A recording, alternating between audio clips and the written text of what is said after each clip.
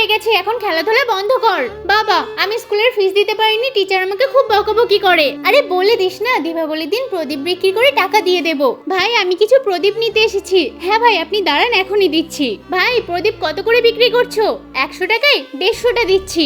এত দাম দিয়ে দিচ্ছ, সাথে একটা ভান্ডার দিয়ে দিও তাহলে নেব। কি, ভান্ডারের দামই তো 35 টাকা, এটা কি দেওয়া যায় নাকি? আমি তো সবার থেকে সস্তায় বিক্রি করছি। কি, তোর থেকে আর আমি নেবই না প্রদীপ, এর থেকে সস্তায় আমি পাবো। বাবা, এমন হলে তো একটা প্রদীপও বিক্রি হবে না। তো কি করব বল ছুটকি, এত সস্তায় দিলে আমার সংসার কিভাবে চলবে? ঠিক আছে বাবা, আমি স্কুলে যাচ্ছি, দীপাবলির মধ্যে যেন টাকা দিয়ে দিও। আচ্ছা ছুটকি, সাবধানে যাস। বাবু, আমার তো ওষুধ শেষ হয়ে গেছে, আমার একটা ওষুধ এনে দিস। এই নে ধর এটা। এমনিতেই কোনো কিছু বিক্রি করতে পারছি না, তার উপর সংসারের এত চাপ, কিভাবে যে কি করব কিছুই বুঝতে পারছি না। ওইদিকে গিয়ে বিক্রি করে আসি। প্রদীপ নেবে? প্রদীপ? এই ভাই দাঁড়াও, তুমি কি প্রদীপ বিক্রি করো? হ্যাঁ বোন, করি তো। তাহলে আমাকে 5000 মতো দিও। হ্যাঁ 5000? কবে লাগবে? হ্যাঁ হ্যাঁ বোন, অবশ্যই দিতে পারবো, তুমি শুধু বলো। এই নাও অ্যাডভান্স টাকা দিচ্ছি, কালকের মধ্যে তাহলে পৌঁছে দিও। ঠিক আছে বোন, এগুলো রেখে দাও, কালকে বাকিটা পৌঁছে দেবো। ঠিক আছে ভাই, সময় মতো দিও কিন্তু। যাক বাবা, ওপরওয়ালা আমার দিকে তাকিয়েছে। মেয়ের স্কুলের ফিস আর মায়ের জন্য ওষুধ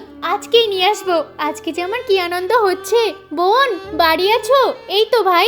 এই নাও বোন, এখানে সমস্ত প্রদীপ আছে। এই নাও ভাই তোমার টাকা। যাক, আজকে আমার মেয়েরা খুব খুশি হবে।